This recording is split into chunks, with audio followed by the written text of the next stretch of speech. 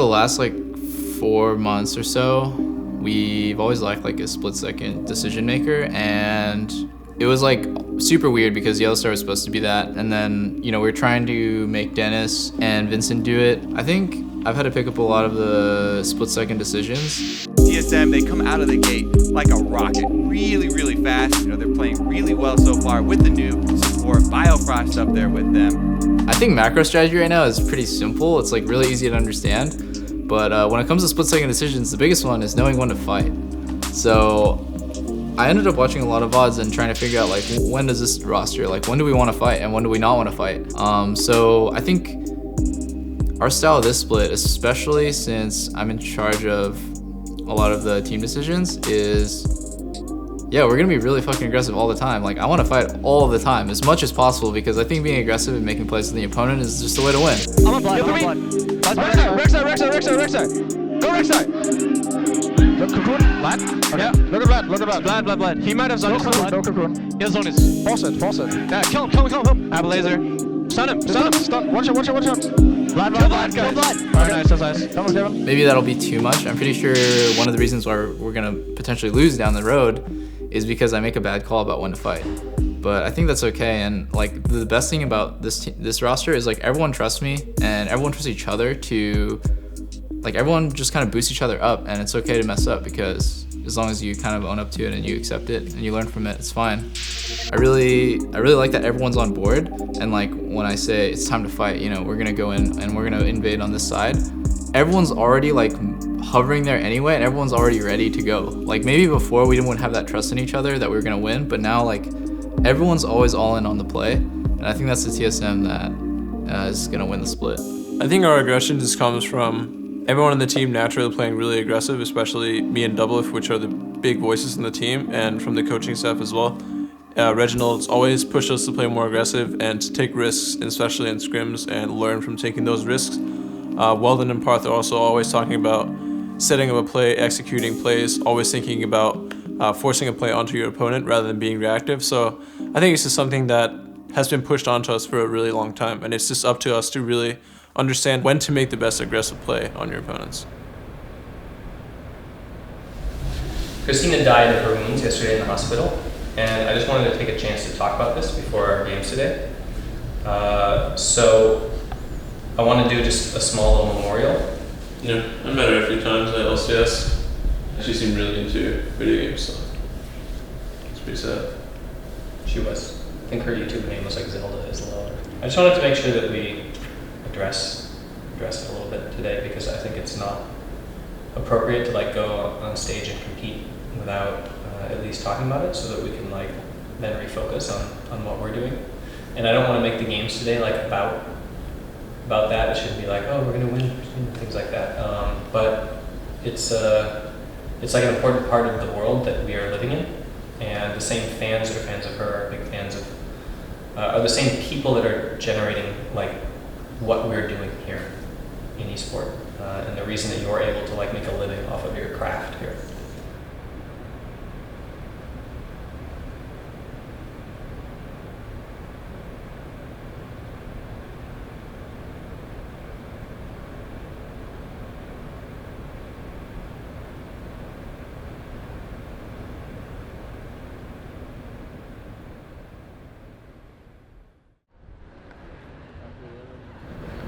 Okay, let's do a little bit of gratefulness, and then we'll do mindfulness. Stick with the same kind of pattern that we did before. Let's try to stay present in the moment and local on our gratefulness as we list these out. Kevin? I'm grateful I had time to get a haircut this morning. I'm grateful Raya always has food ready, so I had some good food. But I'm grateful that I was able to sleep in today. I feel very relaxed now.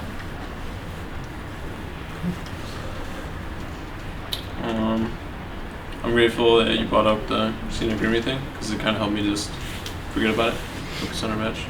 So it's nice to get an end to it, or like a conclusion. That was nice.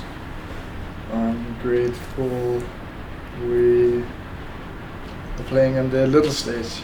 It feels more comfortable to play there, I feel like. I'm grateful for the weather today. It's been a while since it rained, and I really miss it. I'm grateful that the shower head has good pressure, so it felt nice. Awesome. You guys are nailing it. Like, I'm so excited to turn you loose on Tuesday to write your own, because it really feels like you're getting it. I'm grateful that I actually have entertainment that I'm looking forward to on the drive to the charity event, and I'm not like thinking that I'm just gonna be bored for 2 hours. I'm grateful about everything, dude. Oh, wow. Too easy to just pick all the small ones. I'm grateful that, I don't know, I like everyone on a personal level in the team. I'm grateful that we have LCS in the charity event today because I like to hang out with you guys. Oh,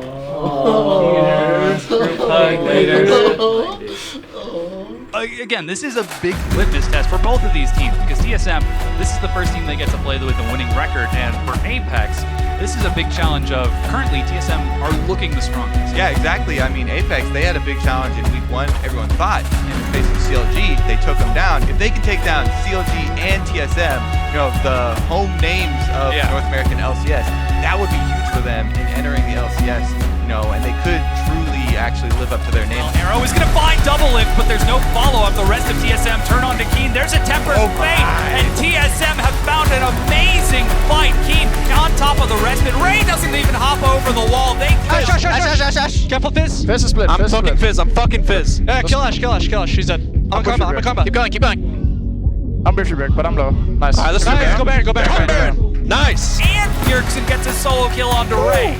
What a tragedy for Apex there. This game over under the average game time. Congratulations.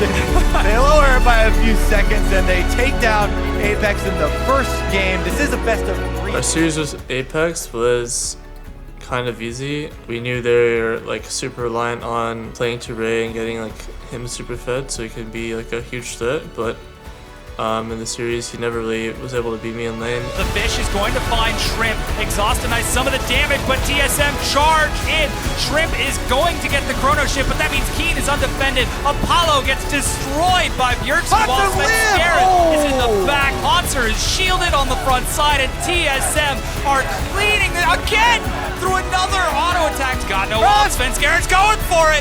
Oh, there's the chilling sweat and knock up ace for TSM. It's 11-0. Ray's actually trying to get a bit greedy here. There's the Nexus. TSM are undefeated both in matches and in games. 6-0 and 3-0 in those matches. Can anyone bring down this team? You know, if you look at the gameplay here, they have dominated their opponents. TSM have absolutely crushed all opposition that they've come up against thus far. And they look really, really hot right now. Maybe if you look from the outside of the game, it's like we kind of had it in control, right? But we kind of didn't really know what to do in the game. So going into the next game, we just said like, okay, let's just not play that passive again, because it was like super boring for us to play even because we just didn't do anything. So the next game we just went in and like just crushed them because we didn't really want to just play passive. So when we play aggressive, I feel like we just stunned them here.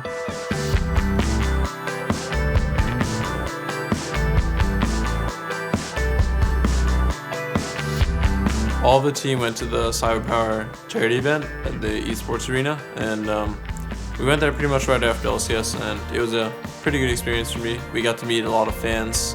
I met a lot of great people, and we did like autograph signings. We also did like pictures, and it was definitely weird seeing how there was so many people that came up to us for autographs, for pictures. And being a part of TSM, people also came up to me, and that was kind of weird for me because I never really expected that to happen, kind of, before when I was on TSM. I mean, it's a fan base, dude. Come on, you gotta separate business from pleasure. Yeah, can you guys pass the different color?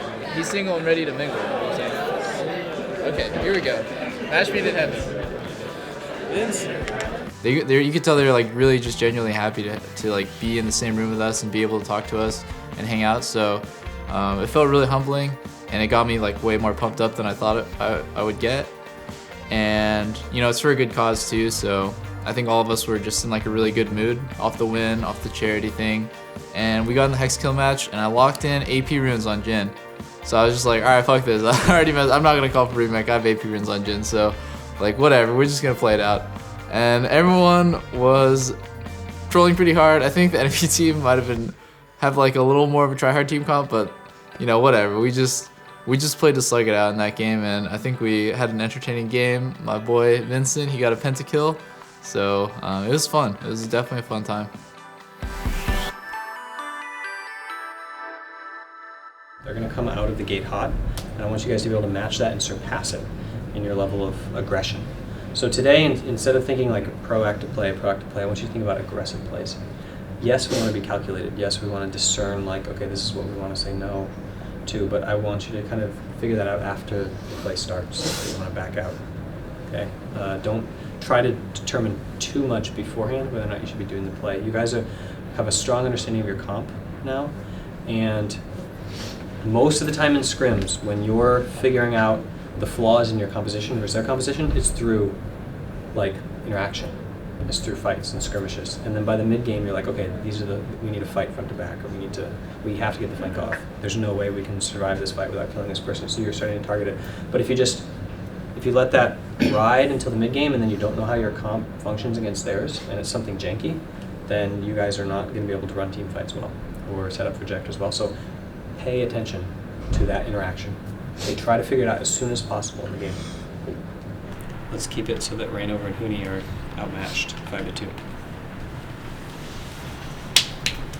1, 2, 3. TSM! That's why it's really surprising to me, is because TSM wins quick. They're not having these extended games where there's a ton of team fights and your damage kind of goes up. And he's playing, you know, carries, but so are a lot of other people, so. Yeah, it does kind of maybe speak to then what Doublelift was saying on the desk when I had him here about how this TSM lineup, one of their focuses coming into the split was that they weren't going to be afraid to fight. They weren't going to be afraid to be more aggressive, whereas in the past we've seen a more calculated TSM kind of playing that map movement. Here they're saying we'll take those fights and we're confident in them, so the damage is coming out. Yeah, Sven does want to dive Turtle in trouble. Does spell shield with a knock up there or flash, but still gets stunned on the back end. Teleport in though, TSM now caught out between two turrets. Huni looking for a kill, Double takes out Turtle. Now Huni has to flash out of the way. Gets himself exhausted, but TSM are gonna flash in for it. Fitzgerald, so aggressive, claims the kill. Huge plays by TSM, and they are looking to crack open another turret. Just look at the 80 carry itemization. Another dive coming in. Bjergsen just doesn't care. Bjergsen double ulti. Fitzgerald's gonna egg Belter on the left-hand side. Bjergsen with a 1v2, takes out 2, and TSM explode under the turret. Bjergsen is unstoppable in this game. 2 more kills for the mid laner, just destroying them. TSM lays a beating on Immortals. TSM going in to try and clean it up. The fight is starting though. Wild Total gets blown up on the left-hand side, and the Nexus exposed. TSM looking for blood. Adrian gets popped. Immortals cannot defend. Huni melts in the eyes of TSM. Reignover, the last man standing. Immortals not this game. Reignover just lives to see his Nexus die. TSM with one hell of a game number 1. Wow. Game 1 versus Immortals was a pretty clean game for us. We had pretty good rotations, and we had a pretty good sense of teamwork in that game. We did a really good job. We snowballed super clean. I think we just basically completely stomped them. Felt really good. And you know, after that game, I was just like, wow, we played that super well. But also just like fortunate, you know, that's kind of an uncontrollable thing that they would just walk up and kill themselves in both side lanes. We're here. Here we go. Go, go, go, go. Where? Yeah. Go Victor. Go Victor. Pause your sums. He has cleanse. Okay. He's dead. He's dead. Back out. That's all we need. Nice fucking job. God, Doublelift starts with first blood again. All the way around the back on the tower, but he's forced to flash out. Needs to stun, and Sven gets taken out by Pobelter. Ultimate hits Haunter. Firefrost getting assaulted by Huni, who's going to clean him up with the ultimate there. Transcendent Blades isn't enough, and now Haunter got to escape. Immortals turn that around. Haunter getting low. Reignover goes in for the dive, but Bjergsen's going to bend them off. No, Huni gets himself the double. He makes a triple. Gets the triple kill under the tower. Damn. Kill as many as you can. GG. Just a game number 3. Took a little longer than expected, but a 26-minute game. How about that for the response? I think it was up to us to snowball the duo lane, because we're playing Braum against Soraka. It's very like snowbally in Braum's favor, and we really just couldn't execute. I think we were really slow on the TP plays, and then I was just dying a lot randomly. Everyone was just having an off game, and then, you know, it's a best of 3, so after that we just kind of shrugged it off like, damn, okay, we fucking suck. We didn't make any aggressive plays at all, so that's why we lost. They're gonna try and find a kill here, TP in from Bjergsen, he's back alive. Ulti good, lands on a Pobelter. There's one bomb, there's 2. Gonna get stunned up as soon as he comes out. Haunter now gonna get ultied up, but Pobelter is gonna go down to double lift. Haunter survives after the chrono shift. Here comes Huni though, there's some low health. Double on bomb from Bjergsen, they TSM. bail, but Huni actually gets out from under it with Haunter on a blade surge. That's when Scarin taken by, but Huni bombed away. Never moved in. TSM claim the counter kill. Can you go Olaf? No, go fucking Drax, go Drax. Kill Olaf. Yeah, look at Olaf. You can go, you can keep going. We can go to Olaf. I'm speeding Dennis, I'm speeding Dennis. I got knock up. Go to Olaf, go to Olaf. Kill him. No arrow. Go. Keep going. Nice! Go! Top. Alright guys. Only a release up. Yeah, we can win. We're gonna go ham here. I'll push the wave. 5 fall off. I'm looking at ulti. Save for me. I'm open. Yes! And we fucking suck it, dude. Let's fucking go.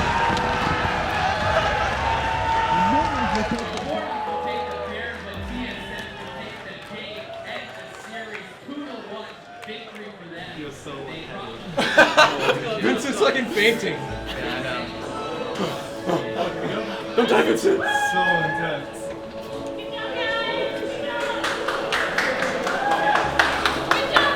So the last Bartle in the game-winning team fight was definitely really hyphy. It was a very long-range Bartle, but it kind of resulted from Bjergsen playing pretty well at the Baron fight, and also as a result of Immortals kind of throwing their lead by doing Baron back and forth, and it was just really a big tug-of-war. So it was only because of that the play had happened, so that was definitely nice.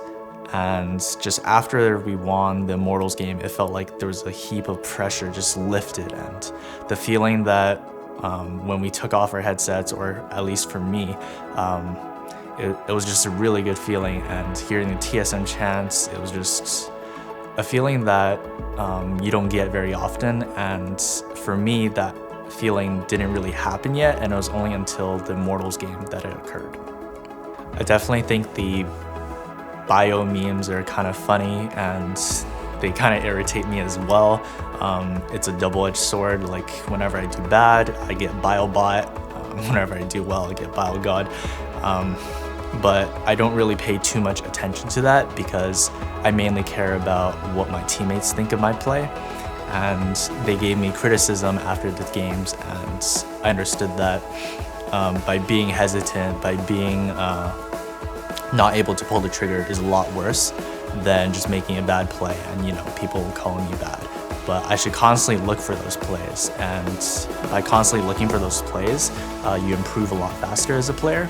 And when you gain that experience over, you know, failing over and over again and missing so many Bartles consecutively, or like missing flash Braum keys, you learn and you adapt. So I definitely think that is an important thing going forward. And when my teammates told me that, I really took it to heart, and now I'm trying to, at least with this week going forward, to try to be more aggressive and to try to take every chance that I get and make the opportunities count. I think this does feel like the best version or iteration of TSM that I've played in. Even though every single player on our team has weaknesses right now, so does almost every single player on every single team in the world, and it's just about how many different kind of weaknesses do you have. But I do feel like our team, every single player works really hard on all of their weaknesses and problems, and everyone is really focused on always problem solving, always improving, and always kind of looking forward. And I feel like everyone trusts each other to improve, and everyone trusts their teammates to put their best foot forward, and they trust in them to improve on certain weaknesses.